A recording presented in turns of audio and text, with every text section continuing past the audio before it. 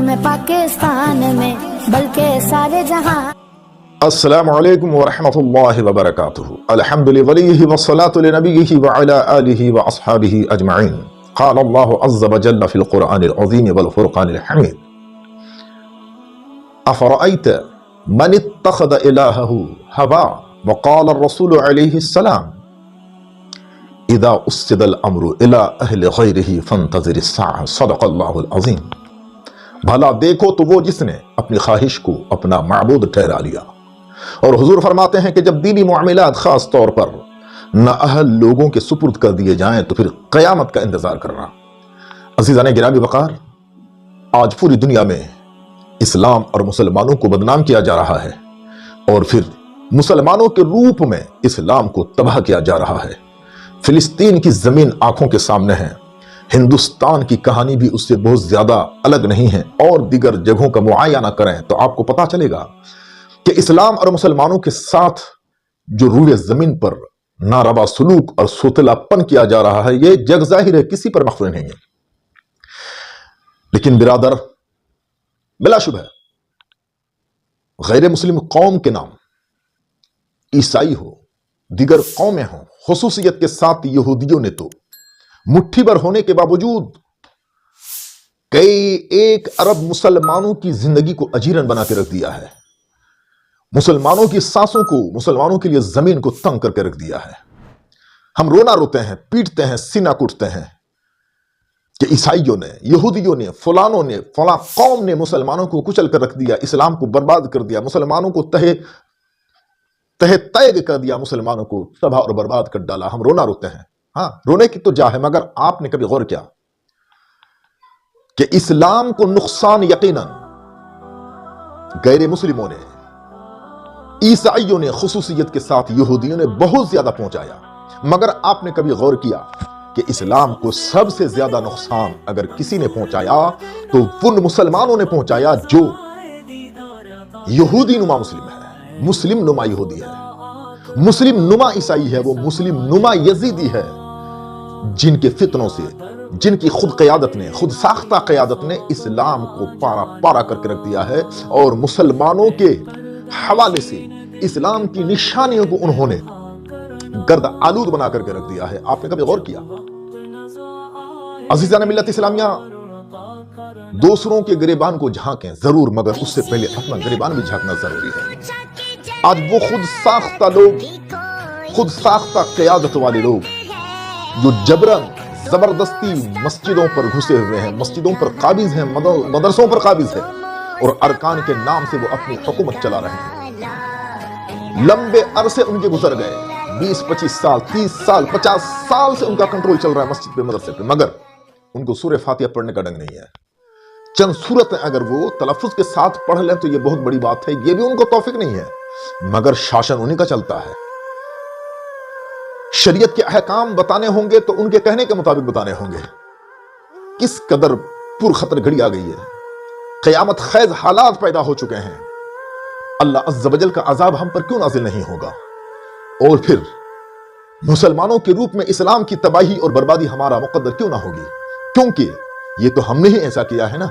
अल्लाहु अकबर। जरा आप देखें, सोचें, अल्लाह रब्बे क़दीर सूरह बकरा की आयत नंबर 170 में इरशाद फरमाता है, व इज़ा क़ील लहुम इत्तबिऊ मा अनज़लल्लाह क़ालू, और जब मुशरिकीन मक्का वगैरह से जब कहा जाए कि तुम इत्तिबा करो, पैरवी करो, फॉलो करो उस पर जो नाजिल किया गया है, क़ालू, वो बोले, बल नत्तबिऊ मा अल्फ़ैना अलैहि आबाना, हम तो अमल उसी पर करेंगे, हम उसी को फॉलो करेंगे जिस पर हमने अपने आबा व अजदाद को पाया है, अपने बाप दादा को पाया है। बिलाशुबह यह आयत करीमा खुसूसियत के साथ मुशरिकीन मक्का के हक में नाजिल हुई कि इन्होंने अल्लाह अज़्ज़ वजल की उतारी किताब के खिलाफ माबूद गढ़ लिए, माबूद बना लिया, उन्होंने अपना दीन बना लिया। और एक जगह मेरा रब अज़्ज़ वजल फरमाता है, ये सूरह गाशिया, सूरतुल जासिया की आयत नंबर 23 के अंदर मेरा रब फरमाता है, अफ़रअयत मन इत्तख़ज़ा इलाहहू हवा, भला देखो तो सही कि जिसने अपनी ख्वाहिश को अपना खुदा ठहरा लिया, अपना माबूद बना लिया। अज़ीज़ान गिरामी वक़ार, और देखें सुनन तिरमिजी इंटरनेशनल के मुताबिक, इंटरनेशनल इंटरनेट के मुताबिक सुनन तिरमिजी की हदीस नंबर 2206 है, 2260 है। और सुनन इब्ने माजा हदीस नंबर 4036 में ये फरमाते हैं, मेरे आका करीम सल्लल्लाहु अलैहि वसल्लम, सयअती अला नास सनवात खद्दाअतुन युसद्दक़ु फीहा अल-काज़िबु व युकद्दबु फीहा अस-सादिक़ व यु'तमनु फीहा अल-खाइन व युखब्बनु फीहा अल-अमीन व यंतक़ु फीहा रुवैबता क़ील व मन रुवैबता क़ाल अर्रजुलु ताफ़्फ़ह यतकल्लमु फी अम्रिल आम्मा। ऐसे ज़माने और अदबार आएंगे जिनमें झूठे को सच्चा और सच्चे को झूठा करार दिया जाएगा, झूठा समझा जाएगा। अमानतदार को खयानतदार और खयानतदार को अमानतदार कहा जाएगा। और उनमें जलील लोग, नीच लोग और वक्त के बहुत ही जलील किस्म के लोग आम लोगों के दीनी मामले में इंटरफेयर करेंगे, वो बातें करेंगे और मन माना जैसा उनका मन करेगा उसी हिसाब से वो लोगों को अपने अपने पीछे चलाएंगे। अल्लाहु अकबर। और मुस्नद इमाम अहमद इब्न हंबल में मेरे आका करीम सल्लल्लाहु अलैहि वसल्लम फरमाते हैं, यअती अला नास ज़मानुन ला यबक़ा मिनल इस्लाम इल्ला स्मा वला यबक़ा मिनल कुरआन इल्ला रस्मा मसाजिदुहुम आमिरतुन वहिय खरबु मिनल हुदा। मेरे आका फरमाते हैं कि लोगों पर एक ऐसा दौर और जमाना आएगा कि इस्लाम बराए नाम बाकी रहेगा। लोग कहेंगे तो मैं मुसलमान हूं, मगर उसके अंदर और बाहर इस्लाम नाम की चीज ना रहेगी। फिर भी वो बहुत बड़े इस्लाम के दावेदार होंगे। और फिर मेरे आका फरमाते हैं, वला यबक़ा मिनल कुरान इल्ला रस्मा, कुरान सिर्फ रस्मी तौर पर जिंदा रहेगा। मतलब ये कि कुरान जिस तरह नाजिल हुआ था रहेगा तो उसी तरह मिन अनहु कुरान वही रहेगा, मगर कुरान के अहकाम, कुरान के अवामीर और नवाही पसे पुष्ट डाल दिए जाएंगे। लोग कुरान का नाम लेंगे, सिर्फ कुरान का यूज और कुरान को लोग सिर्फ रस्मी तौर पर अदा करेंगे। आज आप देख रहे हैं। और मस्जिदें वीरान पड़ी रहेंगी, मसाजिदुहुम आमिरतुन, और मस्जिदें बुलंदो बाला होंगी, मुकम्मल तौर पर सजी गुजी होंगी, मगर वो वीरान होंगी मस्जिदें। किससे? हिदायत से। अल्लाहु अकबर। मेरे नबी करीम सल्लल्लाहु अलैहि वसल्लम ने जो 1500 साल पहले बताया था, हू बहू हरफ बहरफ नुक्ता ब नुक्ता सारे के सारे बिल्कुल सही सादिक आ रहे हैं। मेरे नबी करीम अलैहिस्सलाम ने इरशाद फरमाया था कि जब मामलात ना अहलों को सुपुर्द कर दिया जाएगा तो फिर कयामत का इंतजार करना।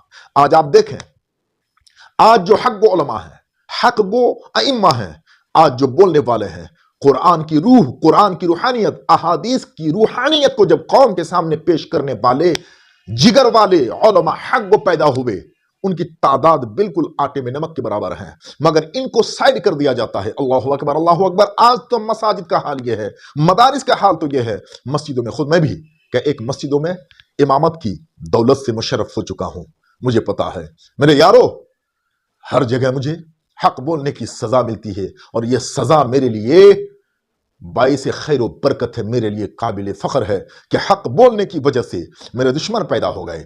मेरे भाइयों, आज हक बोलने वाले उलमा को, अइम्मा को, मुदर्रिसिन को, मुकर्रिरिन को बरतरफ कर दिया जाता है।